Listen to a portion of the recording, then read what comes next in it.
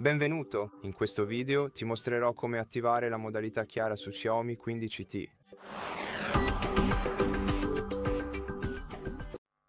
Per prima cosa, devi aprire le impostazioni sul tuo telefono e scorrere verso il basso fino all'opzione Schermata Home.